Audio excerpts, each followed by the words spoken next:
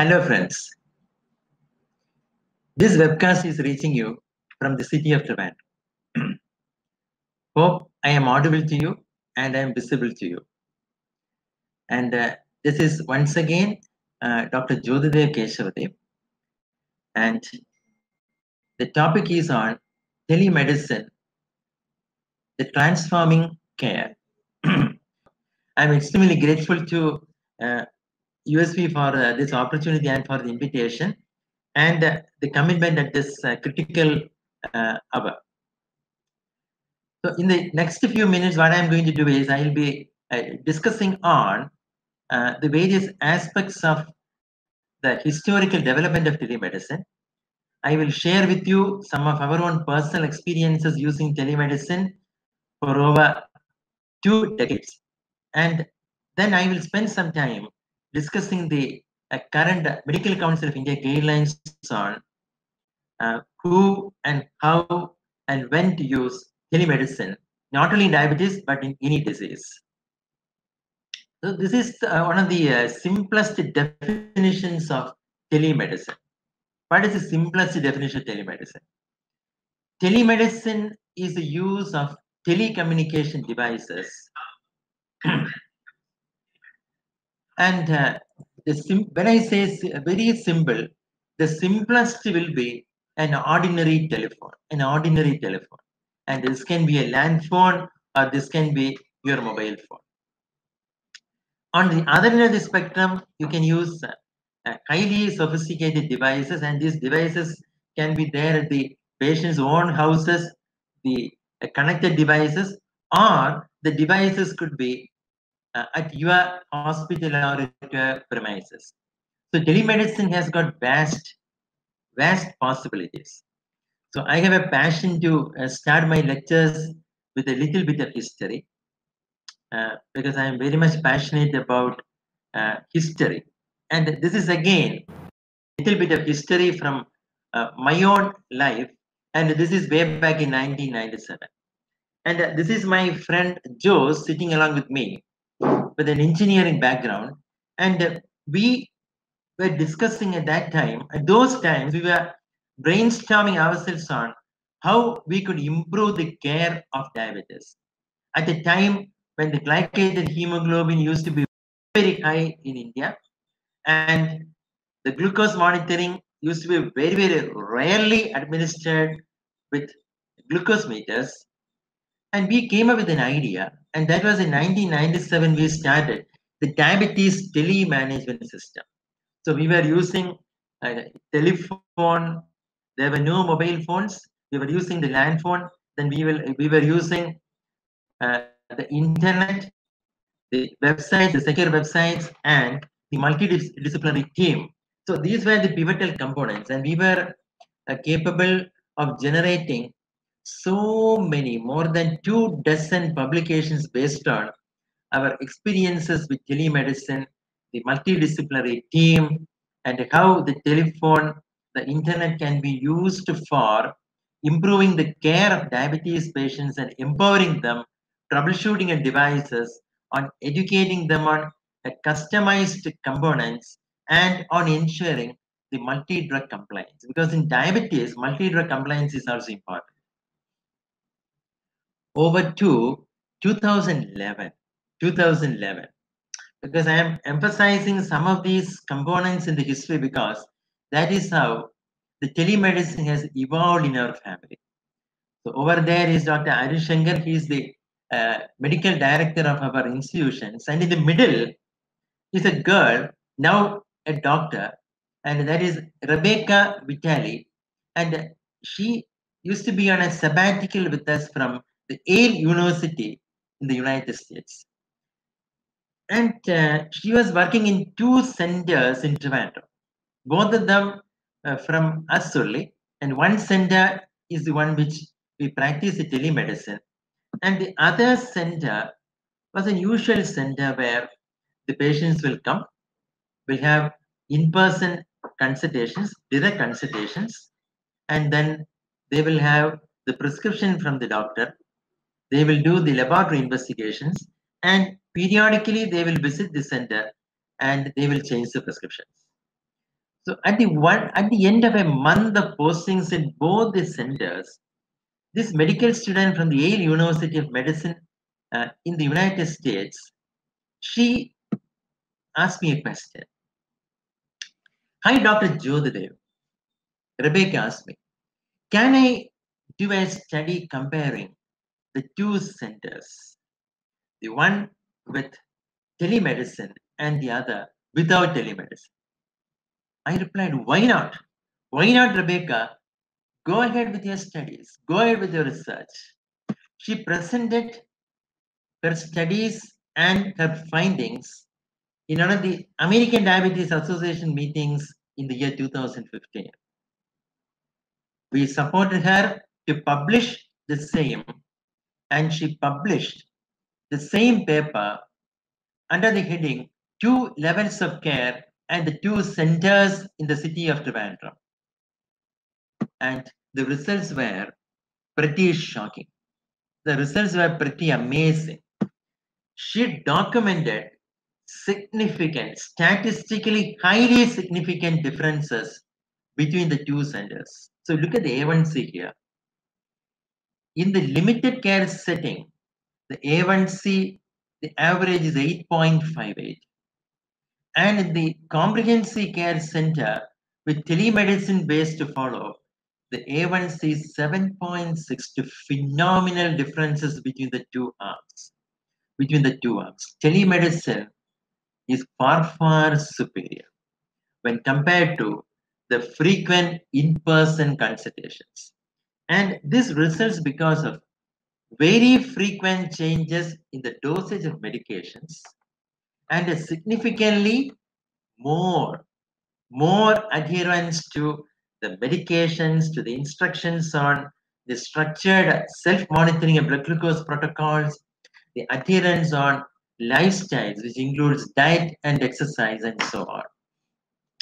And this is independent of the geographical location. The patients can come from your neighborhood and the patients can come from 5,000 miles away. The results are going to be the same. All of them are going to benefit the same. And we could generate the data on the reduction in the progression of kidney disease, the home blood pressure monitoring, and improvement in the renal parameters. We could demonstrate its superiority in elder patients, in older patients with diabetes over a period of 1 decade. And these slides, this has been contributed by USV, and this is something, a study, a research, a survey which has been conducted very recently and published in the last week of March in 2020. And this is to identify the barriers with digitalization in doctors. Why there are prevailing barriers for you and me to adopt telehealth? Look at the results. And this is PCPs across 21 countries across the world. 44% admitted that they don't have the training to practice telemedicine. And 41% were of the opinion that they don't have the infrastructure to practice telehealth. So let me tell you, dear friends, you don't require any infrastructure. You don't require any infrastructure. You require only a commitment and passion to practice telemedicine. And this is on the telehealth and the awareness of doctors. The doctors are aware. The doctors at large, all over the world, are aware of the existence of telemedicine and telehealth. However, only a minority, maybe 27% of them, are using it. So once we are trained on the possibilities and on how to use it, probably we are going to use it. But what about our patients? What about our patients? Will they follow? Will they adopt telemedicine in this scenario? And this is quite interesting. And this is the same survey in more than 27,000 adults. And this has been carried out in 16 countries across the world. And the question is very simple. Do you think you will learn a new skill as a result of COVID-19? Because all of us, the lifestyles have changed. Our patients, the public, they are staying at home. Some of them are working from home. They are exercising differently. They are eating differently. So the entire life has changed. And look at the responses. I would like to focus the response from India. Almost 75% of the adults in India expressing the desire of learning something new. So let me tell you, all our patients or majority of our patients will 100% accept telemedicine and they'll be willing to learn this as a new skill. And once they start loving it, I tell you, the future is going to be telemedicine. And this is how we have done. We have tackled this COVID crisis. So we have been practicing the same for so many years now. And this is one of our own portals. I would say that this is the ttmsonline.in where the patients can register. They can enter their name, the phone number, their email ID, and there is a secure payment gateway. So this is important. When you have the option for them to pay for a consultation, you should be a secure gateway for the payment. So how can you use technologies for remote monitoring? So technologies can be used for remote monitoring. So when I say remote monitoring, this remote monitoring is going to be useful only when there is an option. I tell you, only when there is an option for making informed decisions. You as a doctor should make informed decisions. So I will give an example. So this is the familiar glucose sensor. Many of you are already using it. So this is not Libre Pro. This is very similar to Libre Pro. This is a Guardian Sensor 3 with an accuracy close to a MARD of 9. So fairly a very accurate device. And this particular glucose sensor, which requires calibration twice a day, the SMS alerts will appear on the doctor's mobile or your nurse's mobile. So this is my watch. So this is the watch over there, and the Apple Watch is providing me with an alert. There is a low glucose, there is a high glucose, and the same I can see in my mobile phone. So this is uh, a snapshot from a screenshot from my mobile phone, and this mobile phone will also show me not only the real-time sensor glucose values, but also will show me the arrows. And these are the two upward pointing arrows denoting that the glucoses are increasing at the rate of 2 milligrams per deciliter. That means at the end of another 30 minutes, the glucose will be higher by 60 milligrams. And this will help me make decisions. This will enable my diabetes educators, my nurses who are also connected to these devices to make decisions on therapies with the patients, and that in real time. And this is another example of an Apple Watch electrocardiogram. Why I have included this? Of course, I know that these are all possible only if our patients are having these advanced gadgets. But I started with the introduction that for telemedicine, you don't require anything, provided if the patient is having an ordinary telephone, you can practice telemedicine. But there are the options. If your patient is having an advanced watch or a mobile phone, they can even have an ECG because many of our patients are scared. They are all fearful because of this COVID crisis. And this is one of those patients who developed a palpitation, breathlessness at night. And then I requested for an electrocardiogram. And this looks absolutely normal. And with counseling, spending 5 minutes over the video with the patient is going to be absolutely all right. And this is how we have generated the data from our telemedicine program. We have plenty of publications, avoidance of hypoglycemia, the cost effectiveness of this modality. And this is something which is extremely important from an economic point of view, from a health economic point of view.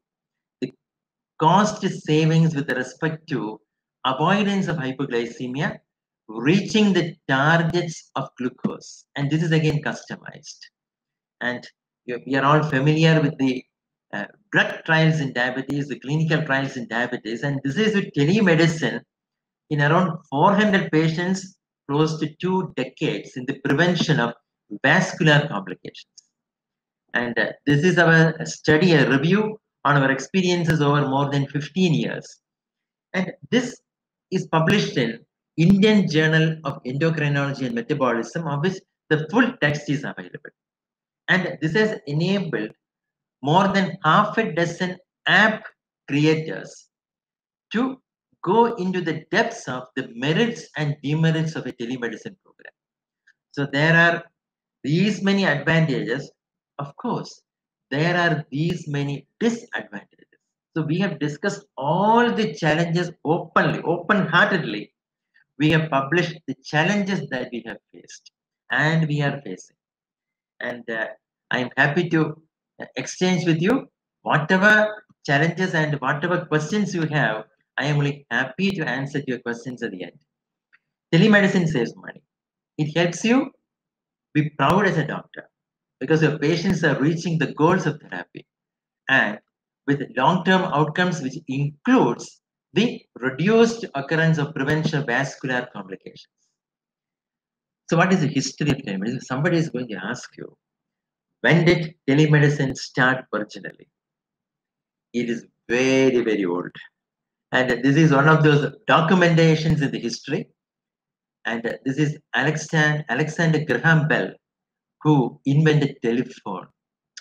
Way back in 1876, during the early telephone era, or means of getting help from his assistant, Mr. Watson, after he spilled acid on his trousers, he made a telephone. But this could be the first telemedicine call. But Lancet in 1879 has published one of those episodes where a doctor successfully diagnosed the illness of a child overnight over the phone. So this could be probably the first documented evidences of telemedicine in the history of medicine. So let me now move on to the discussion of the new guidelines. And this is something which is going to be interesting for most of the doctors who are with me now. And this is the World Health Organization definition of telemedicine. I have given you a very simple definition in the beginning. So this is also a very simple definition. So telemedicine is when you're practicing with the help of telecommunication devices when distance is a barrier, or during a crisis like the present ones, using communication technologies. And this can be for the diagnosis of a disease or prevention of the disease or even treatment for a disease. And let me tell you, the ongoing process of me lecturing and all my friends are listening to me, and this is continuing medical education. And this is also coming under the purview of telemedicine. And this is at the interest of advancing the health of individuals and their community. So telemedicine has got a broad definition. So telehealth is almost similar, but with subtle differences. So in this critical hour and in this COVID crisis affecting the entire world, this is a time when telemedicine has got a priority. You can conduct the visits without exposing to the viruses and infections. It prevents the transmission of infectious diseases, reducing the risk to both the healthcare workers and the patients. And the health systems that are invested in telemedicine. For example, if your institution where you are working has invested in telemedicine, then they will have that fortune of focusing on COVID care. They can ensure that patients with COVID-19 they receive the care they need. Because for the usual patients, you can still deliver via the telemedicine. So the telemedicine guidelines for India has been published on the 25th of March 2020. That was a week ago. And these are the telemedicine practice guidelines from the Medical Council of India. So it is a fairly big document. It is a fairly huge document. So I have made a couple of slides from those documents. And there are four basic types of communication. And these are some of the classifications with respect to communication, the timing, the purpose of telemedicine, and the interaction between the individuals. So the mode of communication will be either a video, or it could be an audio, or it could be a telemedicine chat-based application. You can use anything. You can use WhatsApp, because WhatsApp or FaceTime or Facebook Messenger, everything, IMS in mobile phone, the Apple Pay, everything, all those modalities are currently legalized.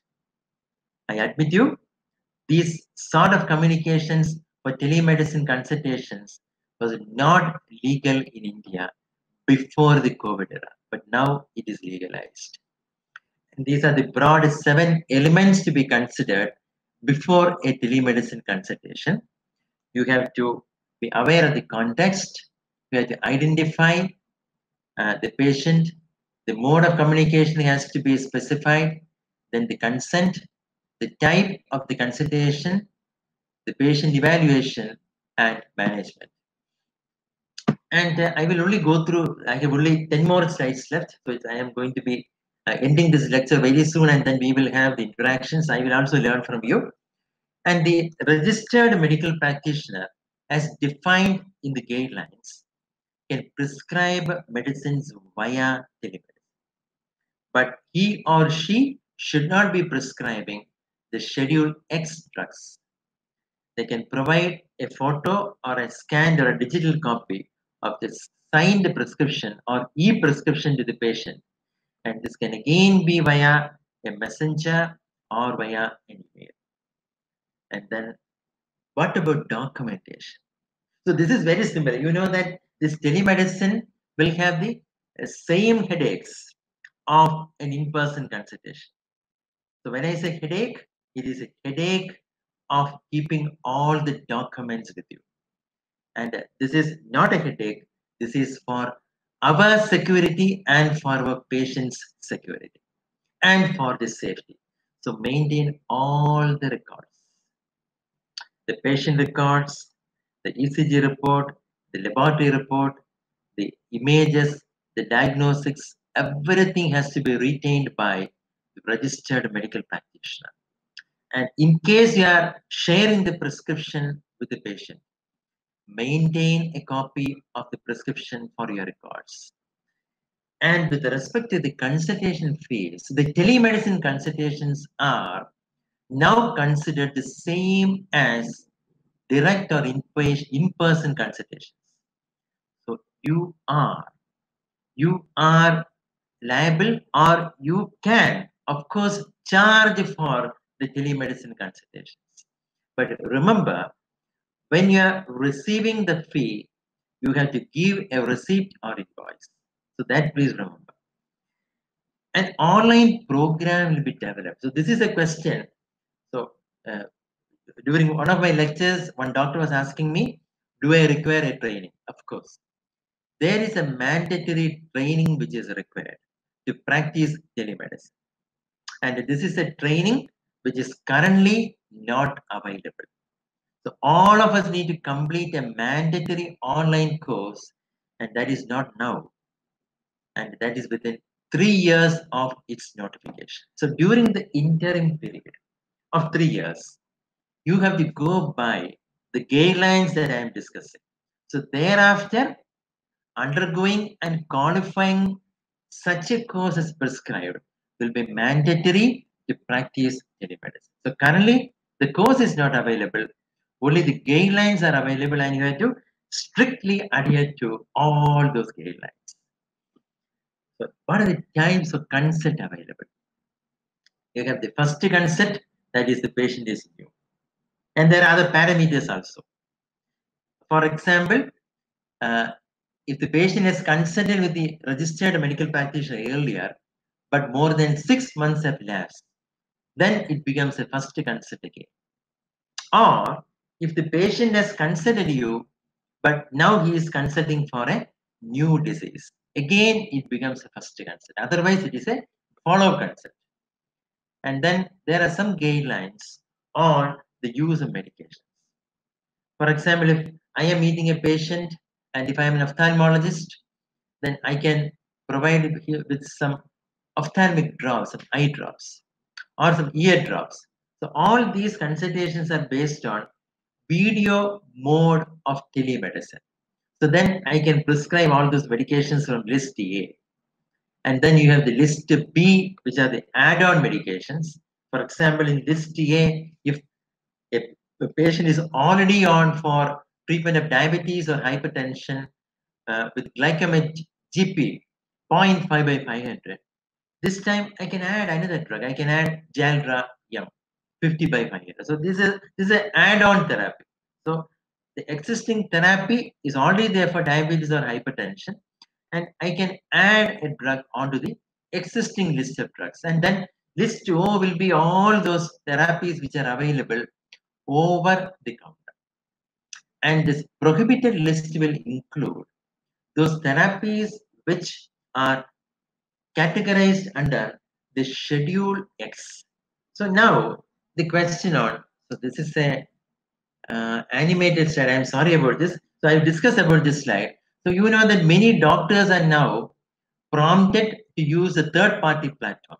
So there are more than 50 such popular platforms available in India now. Some of them are offered free of cost for the initial 1 month or 3 months. So when you are using such platforms, so make sure that they are complying with the new guidelines, the HIPAA guidelines as well. While new technologies such as the artificial intelligence, the Internet of Things, the advanced data science based decision support systems, they could assist and support the RP. But ultimately, the diagnosis can be done only by the doctor. So I will read out what is written over there. The technology platforms based on artificial intelligence and machine learning capabilities are not allowed to counsel the patients, and they are not allowed to prescribe any medicines. Only a registered medical practitioner is entitled to counsel or prescribe and has to directly communicate with the patient in this regard. So this is a copy paste from the current Medical Council of India guidelines where the doctor should be ultimately responsible, and the doctor is the only person who is entitled either to counsel or to prescribe a medicine. So this is very, very important. So you may be using several platforms, but ultimately the counseling and the prescription is only from you, only from the doctor. And this is something which we have learned over the last 20 years. So we have tried the answering machines, we have tried the SMS, we have tried a lot of modalities, but ultimately we learned the tough lesson.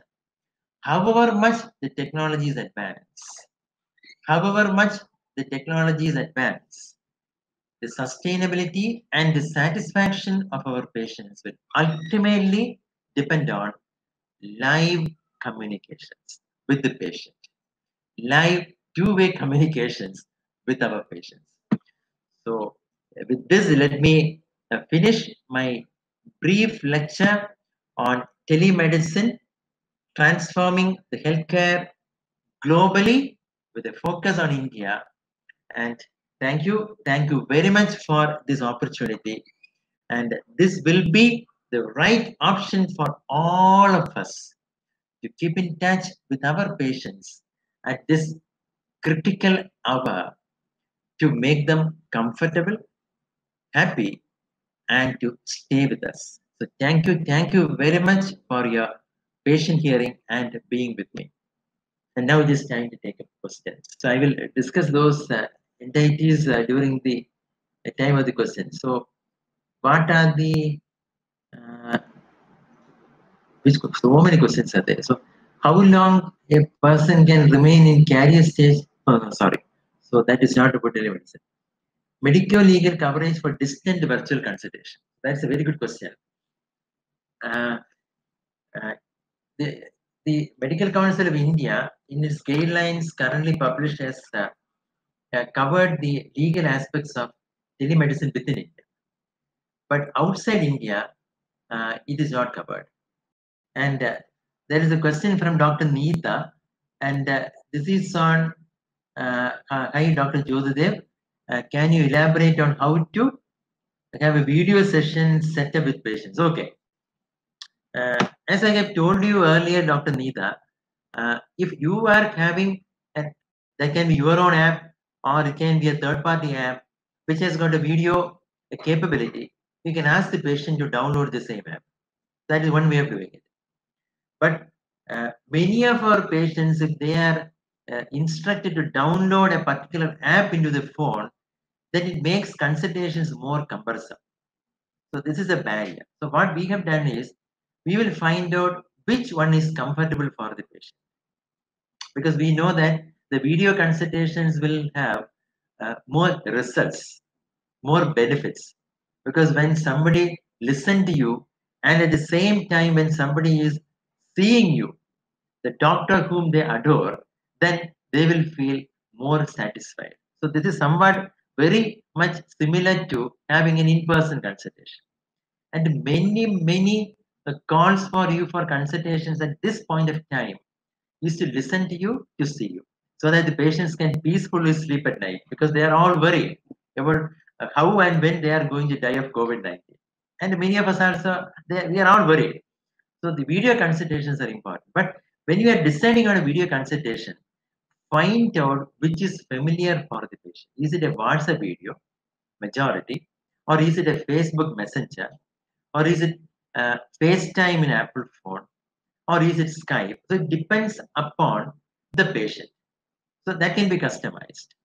So my office usually will set up based on the request. The request can be from the website where we have the registration for the telemedicine, or our doctors will have a request via the telephone, and then we will set up a time for the consultation, and the patients either will call us or we will call them, and this video consultation will be with that device and with that modality which they are familiar with. If they are not familiar with Skype or Zoom or anything else, then majority of the time we will only stick to the WhatsApp video because it is legalized now. So the question from Dr. Vinny, can we officially advise?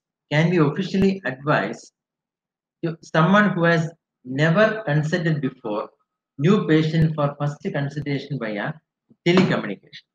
And this is now legalized, because there are many patients who would urgently require a consultation via the telemedicine, and that is defined as the first consult.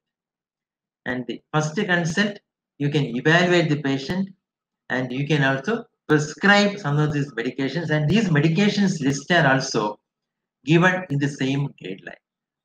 And this first consultation, if it is an urgent consultation, you can decide on having a subsequent consultation within a week or so.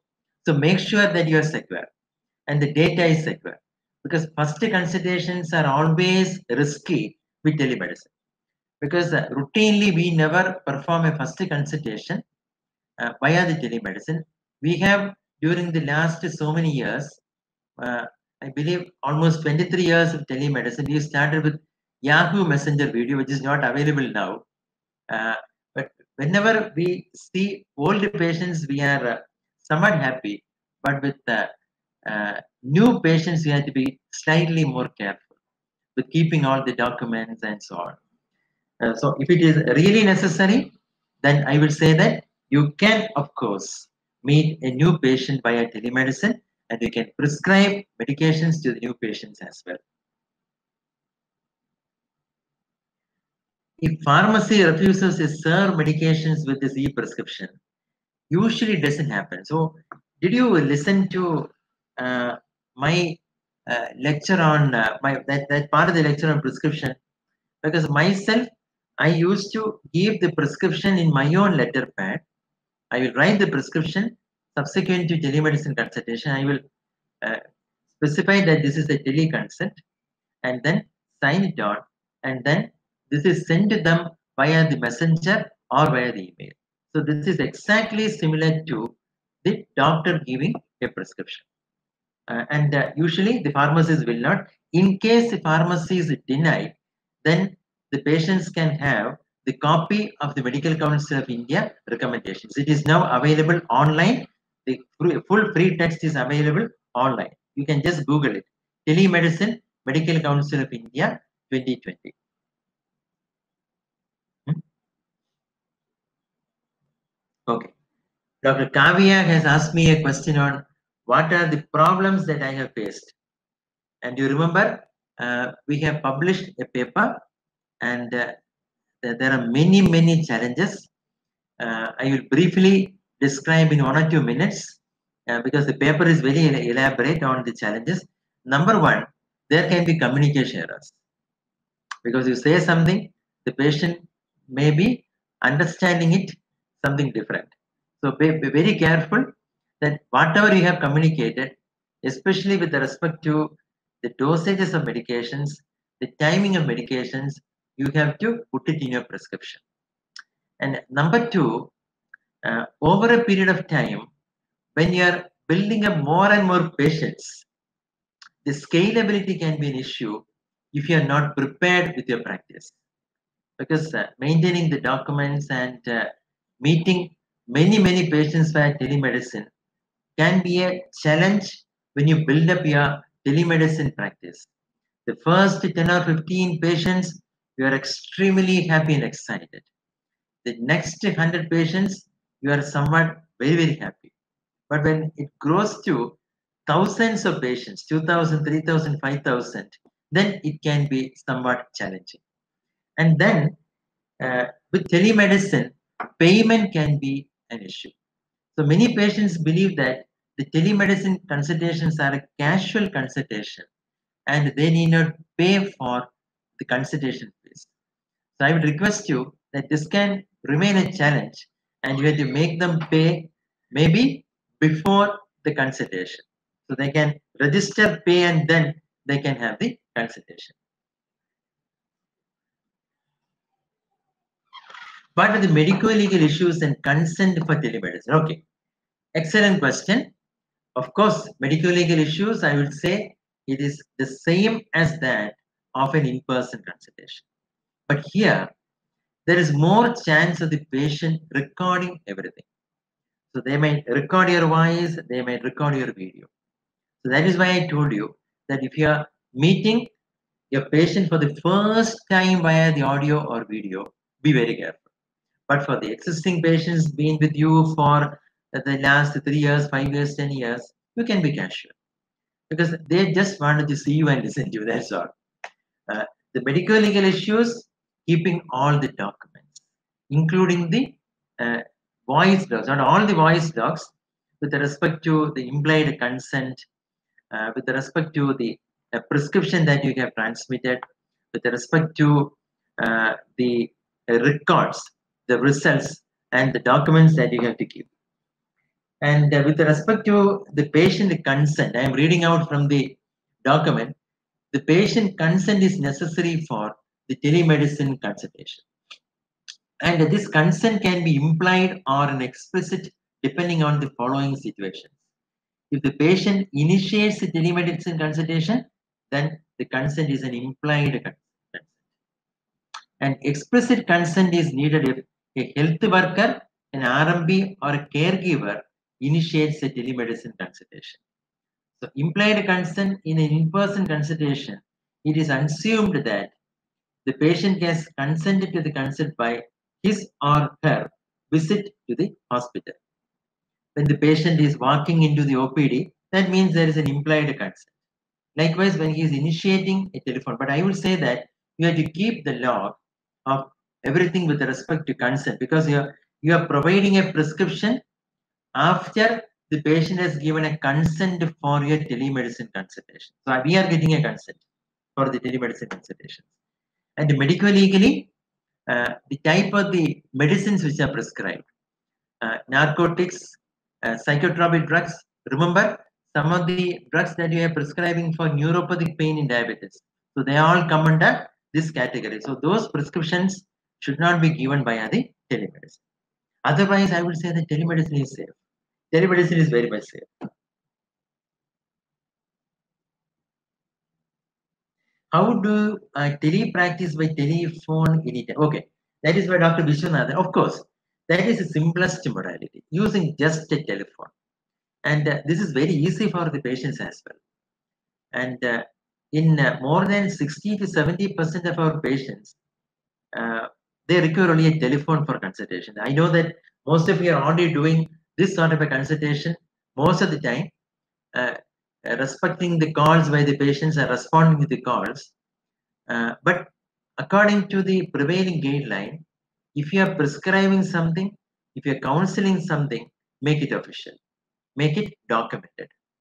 Telemedicine is a safe practice, and that is a question by Dr. Mahendra Shah. Telemedicine is a safe modality provided you follow the same guidelines which you follow for in-person direct visits. Never consider telemedicine as a casual consultation. It has got the same risk and the benefits, merits and demerits of an in-person consultation. The only difference will be you cannot touch the patient, you cannot perform a physical examination on the patient. So I will take up one more question because almost all these questions are overlapping. Is over? Which one? Is telemedicine consultation and subsequent prescribing drugs legal? Yeah, it is legal in India. I have discussed about A, O, and different sorts of drugs to be prescribed in telemedicine protocol. It has not been legal in India until the COVID-19, but from 25th March onwards, with the publication of the Medical Council of India telemedicine guidelines, now telemedicine is completely legalized. But it is instructed and it is stated that when you're using artificial intelligence or machine learning platforms, then they cannot counsel the patients or prescribe the drugs directly. It has to be done only by the registered medical practitioner. And there are a list of drugs are also there. List O will be the over-the-counter drugs. You can prescribe all those over-the-counter drugs. And then list A will be relatively safe medications. And then you have the list B, which are the follow medications. I have given an example. The patient is already on, say, glycemic GP for diabetes. Already the patient is on medications for diabetes. And the blood glucoses are slightly on the higher side. You go back to the results. You have reviewed the lab reports earlier done. And then add-on therapy, you can give a new prescription for Jaldraya. And that is completely legalized. But you cannot prescribe Schedule X of Drug and Cosmetic Act and rules, and these are the narcotic and the psychotropic drugs. So, one major demerit of the telemedicine program. So, I remember the definition that I have given. Telemedicine, in the broad definition by the World Health Organization, it includes the continuing medical education, the ongoing process. And for me, the major demerit will be I cannot see any of you. I can only respond to the questions. So let me thank the USB, my friends at USB, and all the doctors across India. And some doctors have joined outside India for the brilliant, thought-provoking questions. And I believe I have answered to most of them. If I have made some mistakes, I will correct them. And thank you so much for this opportunity. And I wish you all a profound and a proliferating telemedicine practice. And telemedicine is the future of diabetes. So thank you. So thank you very much. Telemedicine is the future of medicine, not diabetes alone. Telemedicine is the future of medical care, and it will definitely transform the medical practice all over the world. So thank you. Thank you so much.